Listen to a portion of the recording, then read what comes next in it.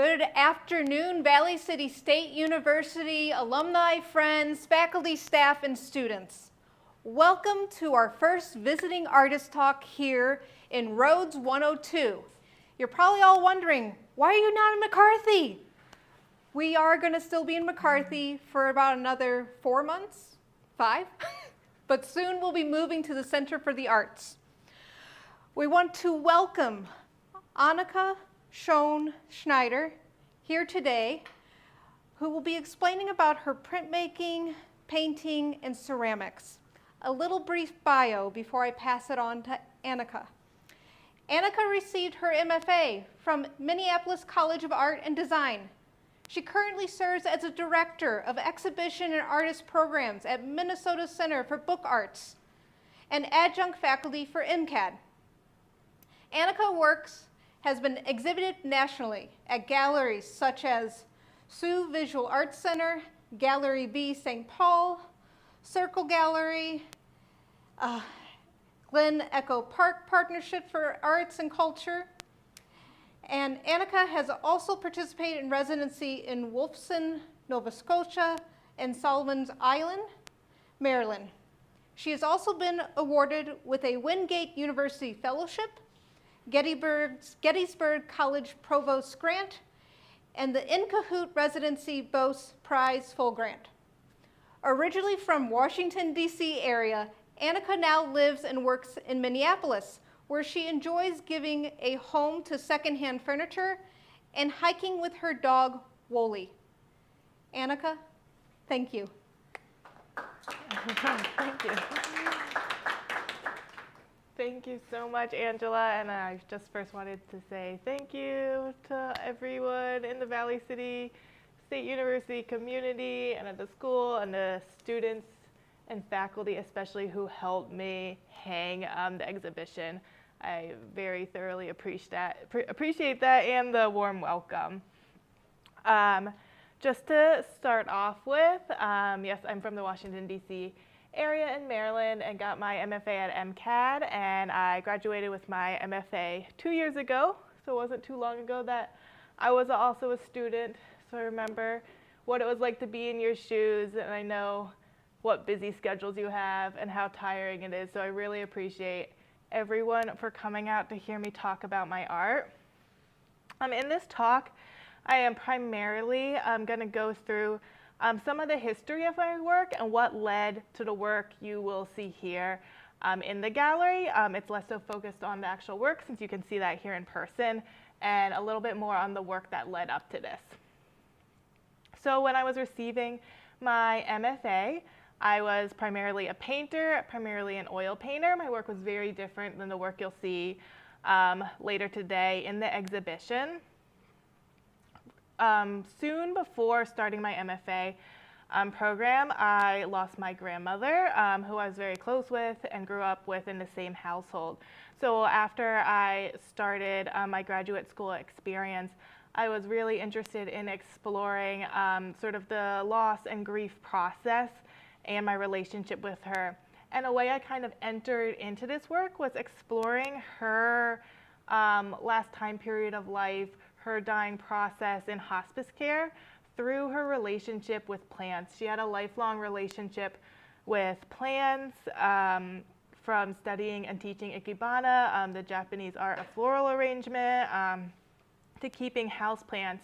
And it was really served as a good way for me to enter into this difficult topic. So you can see in this painting, which was one of the first paintings I did sort of this series, of this body of work, I was really interested in sort of highlighting that relationship with plants to the transitional space she was in between life and death.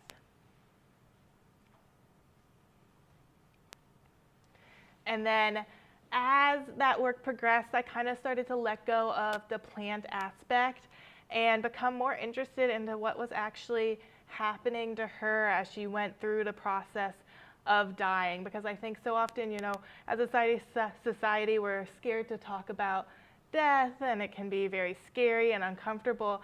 So I think before really having a relationship with someone so closely who has experienced this end-of-life period, I really, thought of the transition period between life and death as a fast process, but I really started to learn more about how, there's a whole transitional period in that last stage of your life. So my work became more about sort of creating a hypothesis and visualizing what she might have been experiencing, which none of us can know, not having gone through that personally. But doing research as to what actually happens to the body, what happens with the family members as they go through grief. And I started painting on what I thought this sort of experience might be like in my layers of paint, sort of making it a more dreamlike aspect, seeming like neither reality quite, or playing with my layers of transparency, playing with the relationship between the figures. And besides visualizing this period and visualizing memory, I was also really interested in how do you tell something that's narrative and that's a story through the still image, through paint, through figure painting. And another piece on this piece was called Kitchen Table Caving. And with this piece, I was thinking a lot about family relationships with that loved one who you know is going to pass away, and how those relationships are changing, and sort of the cyclical time of trying to get through your daily life, all those normal activities you still have to go through, like for family dinner, while also providing this care, and this feeling of, sort of trying to hold it together, live your daily life, and sometimes really just feeling like you have to do all these mundane tasks while such a ginormous shift is happening in your family and your life. After I sort of moved away from specifically, looking at that period of my life, my grandmother's end of life, I started thinking more about visualizing memory broadly, and how do we visualize memories in our mind? Like, what kind of rises to the surface when we're maybe thinking back of a place well, your childhood home, somewhere like that, domestic spaces that you're in and know well. What sort of rises to the surface, and what blurs, and how do you hold a space like a room in your mind that has, 4 corners and 4 walls, but your mind and how you visualize it can be more expansive, more loose. Memories can shift and roll into one another. So I started creating paintings that more specifically dealt with what would it look like if other people could see those memories in your mind. Which then you can see I was really trying to build out with sort of these jumbled layers that could feel like jumbled memories of a space, and playing with my layers of transparency in my paint, sort of making more insubstantial figures where certain details might really come, but other faces might blur. Because if you think about, people well and try to picture their face, it can be hard to sort of hold and capture all their facial features, even though you know them so well. And then this was a painting I actually did for my thesis exhibition in my MFA program, more on the idea of visualizing memory and sort of thinking about how do we show time and narrative in a still image. So thinking again more about cyclical time of not just lived days in your domestic life with your family, but cyclical time of maybe over a year period, over the years. So I created this panoramic painting of my childhood kitchen space, and sort of tried to capture some of that feeling of, maybe objects are very solid in that space and stayed for years, but people might move in, people might move out, become older and change, and again, sort of dealing with that sort of intangibility of memory. And here's another image of what it looks like installed. It's a very long painting. It's about 25 feet long, to give you an idea of scale. And then sort of to show some of the breadth that I have used with exploring mediums, with some of you who came to the workshop yesterday, I was talking about how I painted on Durlar and now I etch on that for my printing process. This is one of my paintings on Durlar that also kind of combined some printmaking processes. So I was trying to push that intangibility with paint and sort of obscuring the details to feel like an obscured memory. So I was creating these paintings on Durlar, and then I would actually press 2 sheets of Durlar together so that I would have the original painting and essentially the monotype image, and then display them together to sort of show the erosion of memory.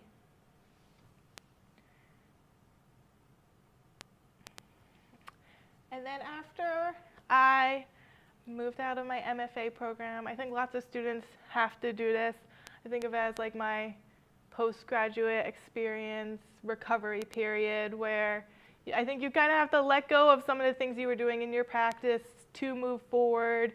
You've had a lot of influence from, great professors and mentors and visiting artists and everything that comes with the education and school experience, but sometimes you kind of have to think about, then what do you really want to make without all those outside voices? And what are you interested in now that you've reached a different period of your life?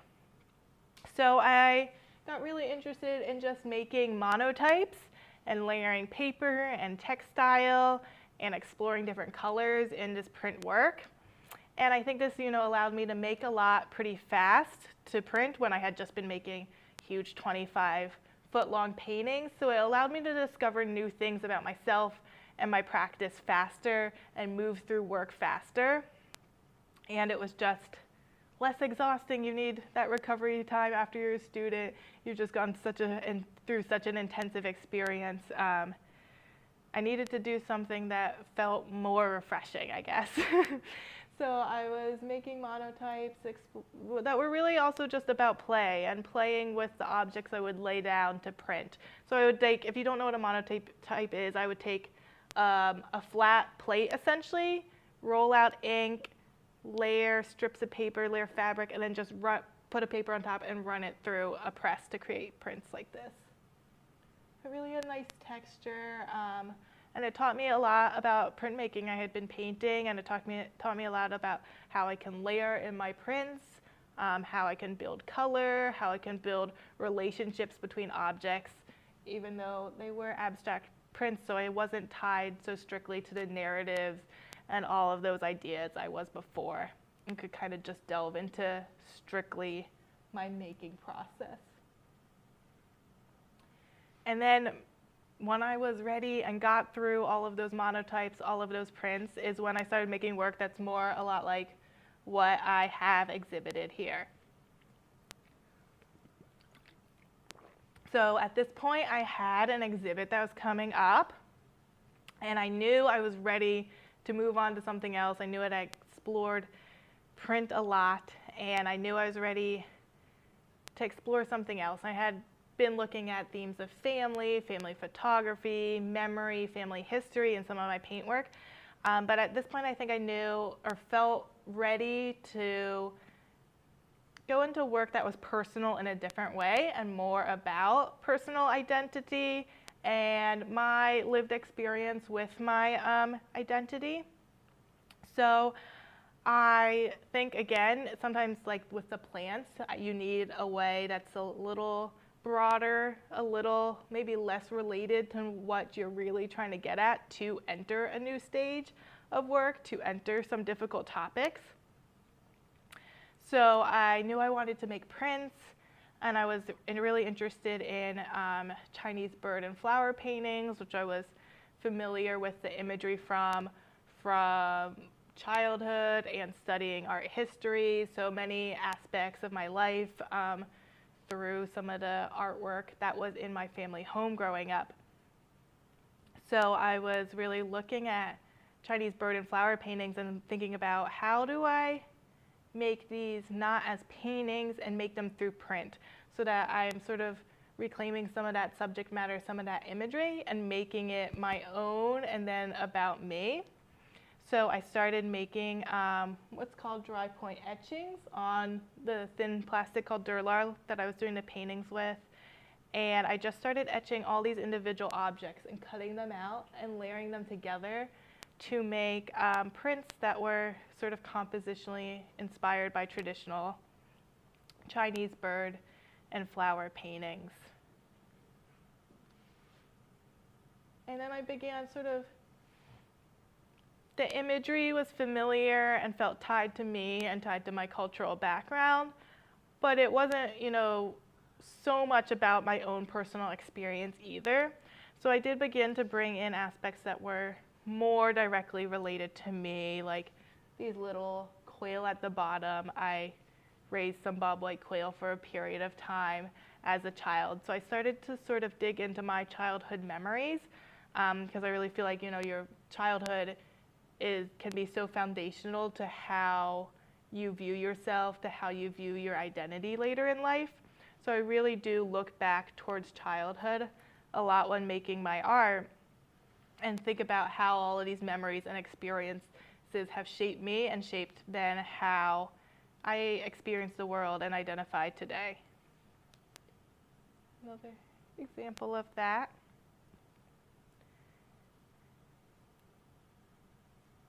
And I really, again, I tend to make a lot of work when I get interested in something or a period. So I think that I can learn something and then get that out and be ready to move on to something different. Yeah, these ones were all about 15 by 22 inches, so a little bit smaller. And then I moved bigger, which is what the size the press I have access to allows, so this is 24 by 36 inches. And again, started to tie a little bit more into those things from my childhood with like the little Tamagotchi toy, if you're familiar with that, and a Livestrong bracelet. Most of you are probably too young, but they really were strangely popular for a little while. And just having these little sort of unexpected moments and details that sort of tied directly to me and my experiences and my memories. And then I kind of just kept trying to push that further and make it tie into my background more specifically and the objects I interacted with at home very directly, and looking towards kitchen objects very often, of the rice cooker that you have here, the bobwhite quail that I raised. This is bai tsai, you might know it as bok choy. And so what we would eat at home. This is a pair of chopsticks that I had as a kid, which are like learning chopsticks. They're connected at the top, so it's just like easy to pinch. And I would sort of collect all these objects that would kind of rise to the surface of my memories, and just as I went about my daily life, think about these things, what connections I was making with them, and I would write them down in the notes in my phone.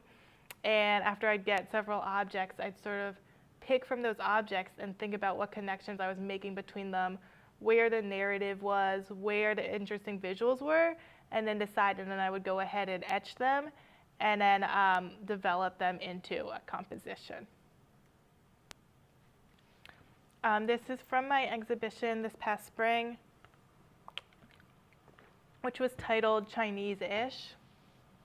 And this was my first time also really delving into 3D work as well. So seen here, you can see sort of a living room table. I call it my Mahjong Table. So I made with ceramics. Mahjong tiles, which is a Chinese game, which is 144 tiles. There's sort of different sets and suites similar to cards, but they all have equal value, and the actual game is similar to gin rummy, and you play it with a group of people. And I made this after this past year. At some point it was kind of upsetting and big news in the Asian American community that a group of white women in Texas sort of appropriated Mahjong tiles because they didn't feel like the traditional symbolism and characters fit their aesthetic or their lifestyle aesthetic, and we're selling these sets that they remade for $300, which is an expensive Mahjong set. So I decided, you know, if they can make a set of Mahjong tiles, I can make a set of Mahjong tiles, and sort of reclaim that game and what it meant to me and what it meant of playing it with my grandmother growing up. So I made the Mahjong tiles and set it up as you would play it with a tea set I made, and then was also sort of pulling my prints to see how could I make my prints also have this interplay between 3D and 2D. And I made these lanterns based off of Chinese lanterns that I actually printed figures from family photos on them. And I took family photos and family snapshots and printed it on. Here's another view of the Mahjong table. And then here's a detail shot, so you can see the little tiles and what they look like a little more. And if it was an actual game being played, they would be flipped over like cards, so you wouldn't see what it was, but so people viewing could see them. And I started making ceramic vases too. And I am not very good at throwing ceramics, but I knew I wanted to bring these 3D elements in and have this sort of play and back and forth between my 2D and my 3D work. So I started making, you know, functional 3-dimensional vases, but also with this sort of flat effect that would directly relate to my print work.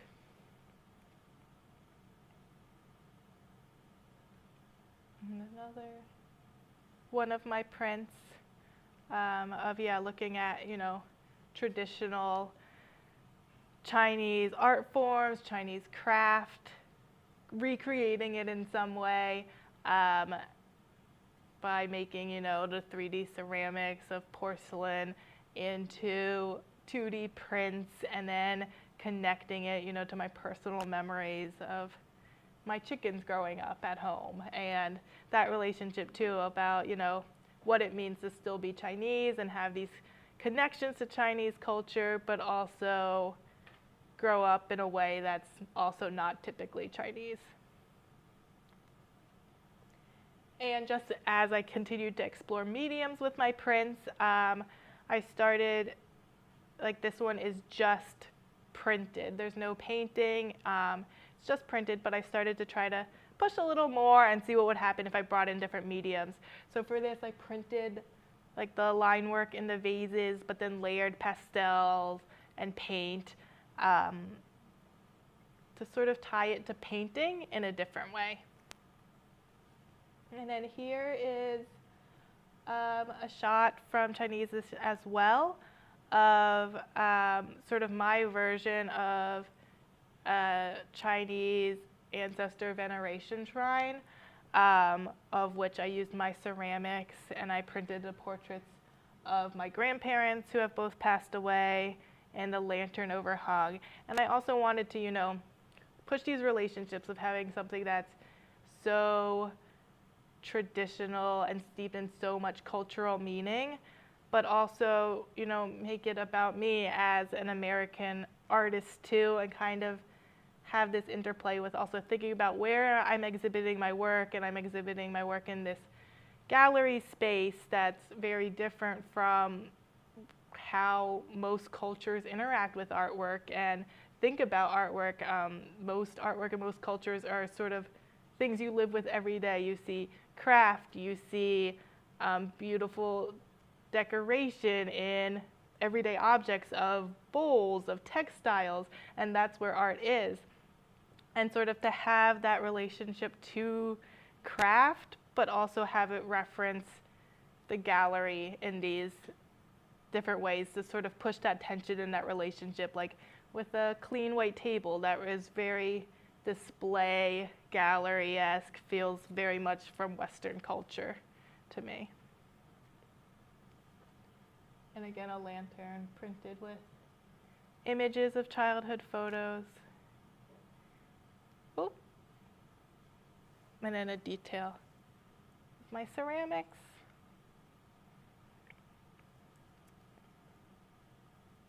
the vases in one of my prints.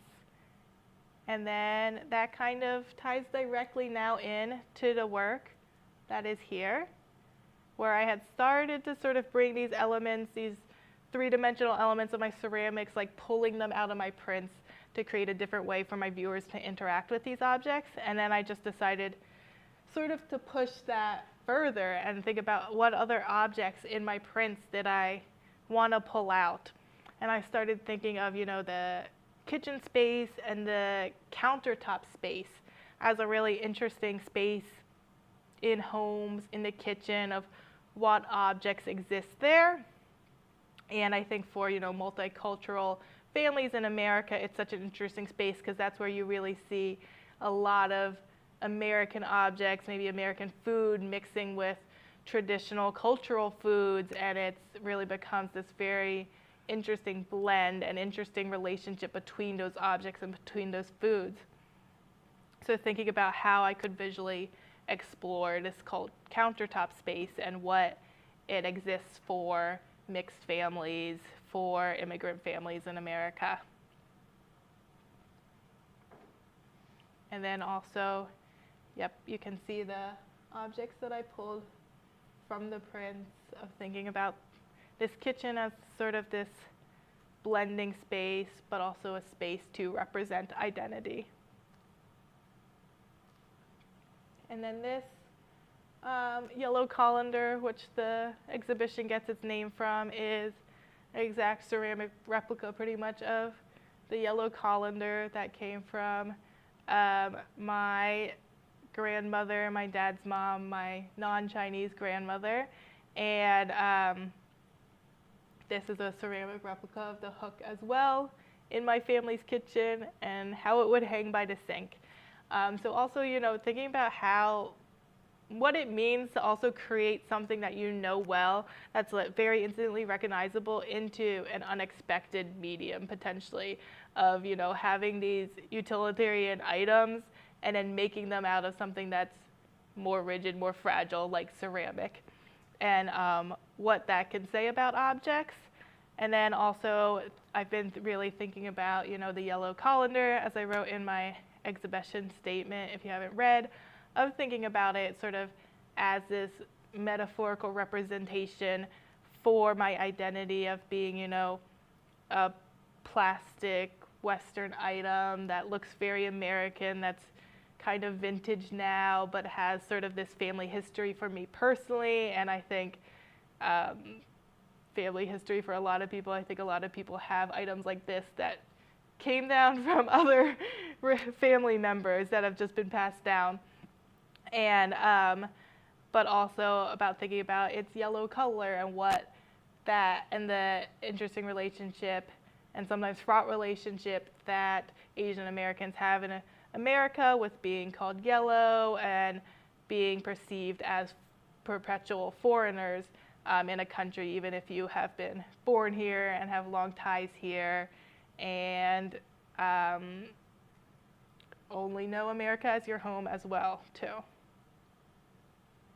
Oh, and then this is the last image I have here of the lamps that I have in my exhibit, which, just because you didn't get to see this long painting, were pulled out from the light structure of the light that was that is still over my family's kitchen table, and was recreated through print and paper, and then does have this interesting interplay and back and forth between the painted form and the form you see it, and sort of that also way I'm interested in sort of changing the medium of what something's made from the original functional object to making it sort of not functional and making something that's made out of brass and glass into something that's, you know, paper and very fragile in a lot of ways.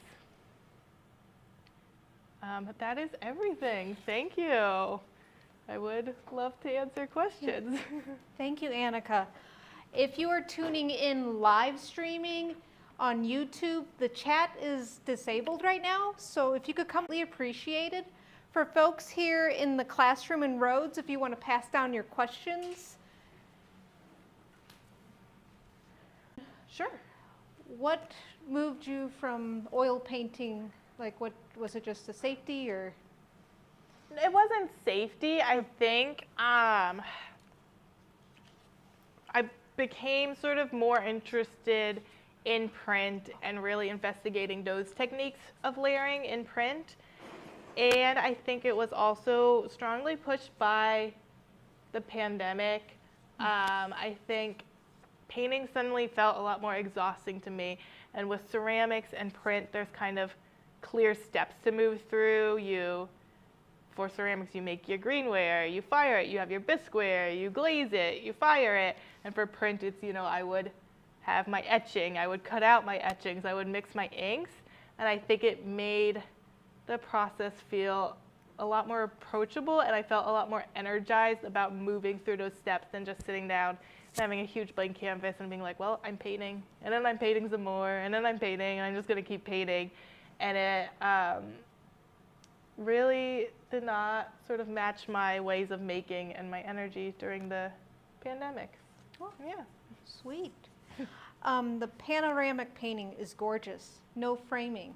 Specific reason? Just Yes. One, for practicality. It's a huge painting. I would not build a stretcher that big. That would be wild. You would not be able to move it around very easily. I roll it up to move it. It would be a huge storage issue. And then also because I liked sort of then how it referenced a scroll and could feel like an unfurling on the wall and have that flatness of the wall. And then I think sort of referencing the scroll in that way rather than having it maybe on a stretcher or frame and feeling like a heavier object, I feel like it sort of encourages the viewers to walk along it and experience the full narrative the same way you would kind of read a scroll or unfurl a scroll. cool.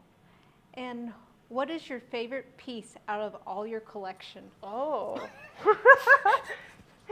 I don't know. Wait, well, my favorite. I do love this series of prints a lot. These 3 prints, which is interesting because it's really my relationships changed with them a little bit. I didn't really like them that much when I first made them, but I think I've found a lot more meaning in it with the objects, and now how I've gone back in and made some of those objects out of ceramic, and I feel like I was talking about things and had a lot more ideas and thoughts develop about these sort of after the fact. Sometimes I do this where I make it and I'm kind of like, I know it's important to get this colander in here, but I don't know why yet. And then after I make it, some of those thoughts and analysis come from me after, and then I'm like, oh, I understand why it's important now, and now I can do this and make a work in a different form now that I know what's really important out of it. Okay. Yeah. And what type of medium was the hardest to learn? The hardest to learn. That's a good question. I mean, maybe painting for me, actually. I like the paintings I've made. I know myself. I'm never going to be the greatest painter in the world. Like, I know that about myself. And it did take me years to get as good as it did, where I feel like I have been able to progress with like print faster than I did with my technical skills with painting. Okay. And what advice do you have for students who are struggling with making their own art, but also doing artwork in class, like for classes? Right, okay, like personal work versus for class. Yeah, that's always a really hard balance. That's still a hard balance of, like for me, balancing teaching and thinking about art that way with my students, and then trying to make my own work when I get home of being like, I don't want to think about art anymore. I just thought about it all day with my students. I think you obviously have to do your schoolwork. Please do your schoolwork. It will help you in ways you will understand later. So do that, but it's also important to have your personal work. I think for young artists a lot, you might have an idea of what your personal work should look like or be, and I think changing some of that framework. It doesn't mean like you have to make a big painting. It could mean you sketch something for 5 minutes a day. Or if you feel like there's something that's stopping you, I feel like young artists do this a lot where they're like, I want to make this really exact technical drawing that every measurement is going to be exactly proportional. I'm going to get the perspective exactly down. But then it turns out they hate measuring and they hate that process. And so then don't do it. Find what you like to do and what you can do, because that's what you'll make, and it's most important to make rather than make something you think you should be making, maybe, if that makes sense. No, that makes sense. Yes. Complete sense. Another question, a little personal, but when including your grandmother into your art, did it help with the grieving process?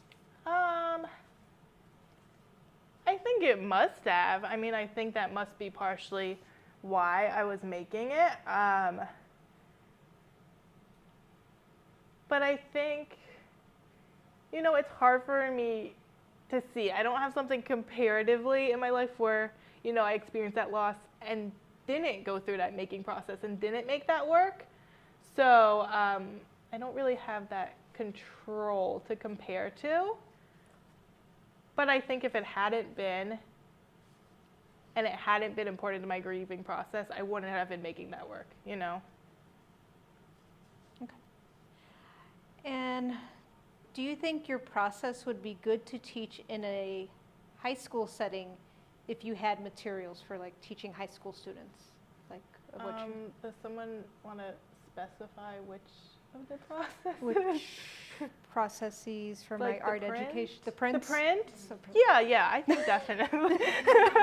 Yeah, no, I think definitely. I think it's, in some ways, a lot more tied to drawing and some of those other skills that high schoolers would have and would have had from their other art classes than something like relief print.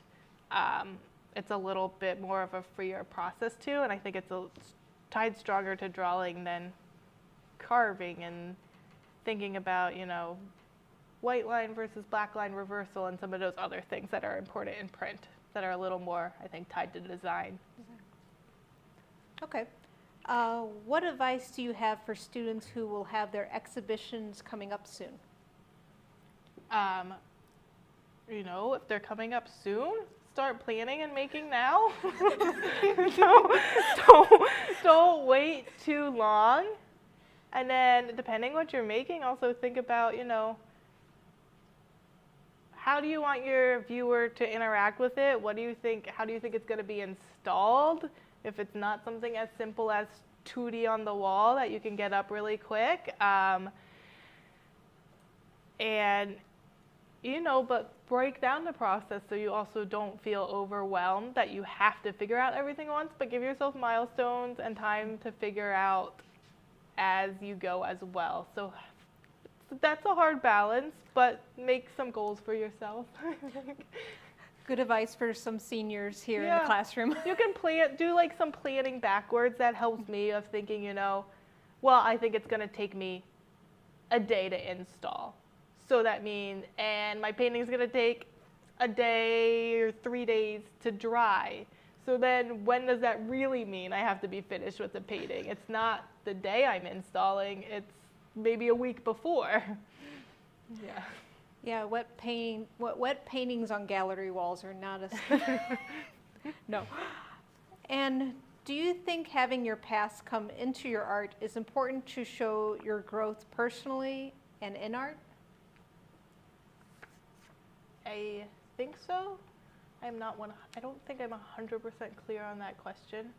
But I think so. I mean, all of my work so far has, you know, been very tied to my own personal experiences. And I think that's pretty purposeful. I don't feel that I can make art on anything else other than what I know. I think that would be harder to do and more problematic in a lot of ways. And what was the whole question again? Do you think having your past come into your art is important to show your growth personally and I guess in your artwork? Yeah, I mean, I think it definitely is important and shows my growth personally on, the topics that are important to me and looking at through my work. I think I really can see those past things I was looking at and investigating my work that was leading me to this work. And then this work is leading me to that. So I think I can see, some through lines and trajectory within my work. I got a long statement, so. Sure. Hi, Anika. Thank you so much for bringing your beautiful exhibit to VCSU. Your work is such an expressive and thoughtful reflection of your cultural identity. You have such an intimate and emotional style of showcasing your story. So a compliment, and then. Thank you. Thank you so much. For you as an artist, when does an item like a blender or a cleaver become less of an ordinary mundane tool and become a piece of art? Whoa, that's a really good question. I think it really, is less about sort of like the ways they physically manifest in my work. It kind of becomes a piece of art, in the thinking I'm doing behind my work and my thought process and that sort of internal research of what it means to me when I kind of figure out, as I was talking about sort of how I was having the yellow colander be important to me and then kind of figure out the reasons why and why it's reoccurring. And then sort of when those moments click and I'm like, yes, this is important, I need to make more of this, that's when it sort of becomes my art for me. I hope that answers it. And how can we continue to follow your work? And do you have a website or gallery link that I have a website. My website is just my full name, Anika Hsiung Schneider. Hsiung is spelled Hsiung, but it's on the school stuff, .com. And the best way to keep up with me would be Instagram, which I update and I'm pretty active on more than my website. And I do link through my Instagram too, to what's going on with events and everything. And my Instagram is Anika, A-N-I-K-A, .h.schneider, S-C-H-N-E-I-D-E-R. So what's next after this? What is next? I have a group show coming up, another small solo show coming up at the University of Minnesota Morris, and a group show at Sioux Visual Arts Center in Minneapolis. And those are both later this fall. And beyond that, I am gonna catch up on some other work a little bit after that. Oh, and then I have a residency coming up in February 2022. Which will probably, when I start getting into a next, strong burst of work. So do you feel like you're finished with this series or just a continuation? I think there'll be a continuation, but I think it's gonna change forms. I think there'll be more specific things I get interested in examining through the work. But I do want to keep, for now, with print and ceramic and gain some more ceramic skills so I can expand how I work with ceramics as well. So going more 3D versus 2D? Yeah, maybe. Sort of with my Mahjong table, I think of it as installation light, it's lightly installation.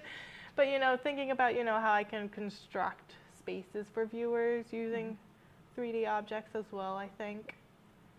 But doing it in a way that feels true to my practice and how I work.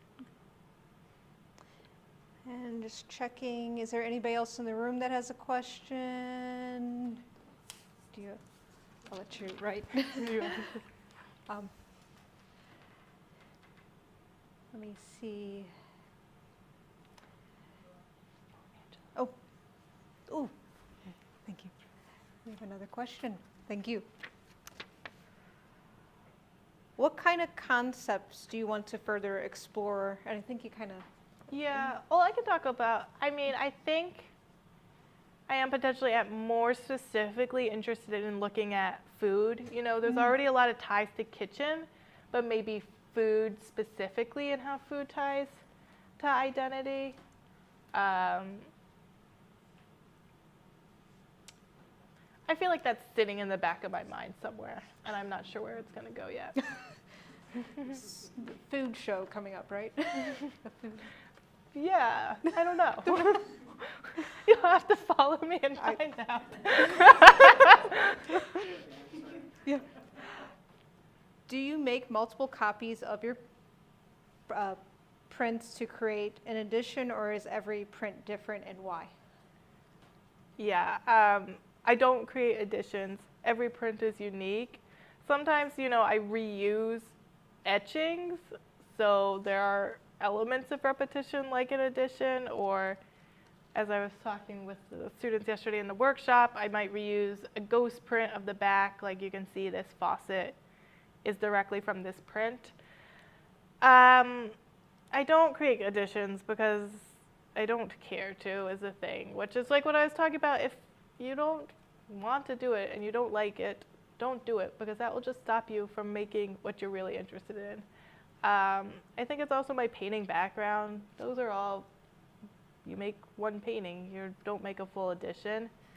I don't feel the need to, and it's hard to make an edition and try to get every print to look exactly the same and register it and do all of those printmaking things, which are great if that's what you're interested in. That's not what I'm interested in.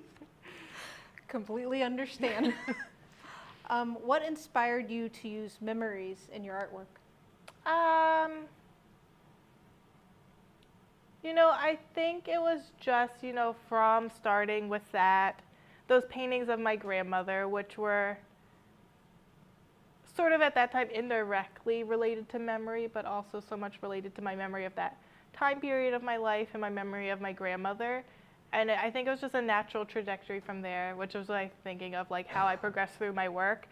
I think there are all these through lines, and memory is one that existed then, and then it became looked at very specifically when I was very interested in how can you visualize memory through paint, and was also doing all this scientific research as well of what is happening when we have memories in our brains. How do we form memories in our brains? What happens when we lose memories? And then to my work now of, you know, how I feel like there is a direct link to my childhood, which is obviously related to memory as well. So no one thing inspired me. I don't think I ever have like one thing that inspires me. It all sort of grows and builds on each other. Any other questions? And it looks like we have, checking the chat. Nothing from the chat. Thank you very much, Anika, for coming, talking. I think this was a very well presented presentation. Oh, thank you you very much from everybody here. For everyone else tuning in live, we are going to be having a reception at 5 to 6 up in McCarthy 3rd floor. If you are around campus, do come by. There is cookies and lemonade. Please stay tuned for November, because that's when our 2 seniors will be presenting in November. So again, thank you. Have a great Thursday evening, and go Vikings!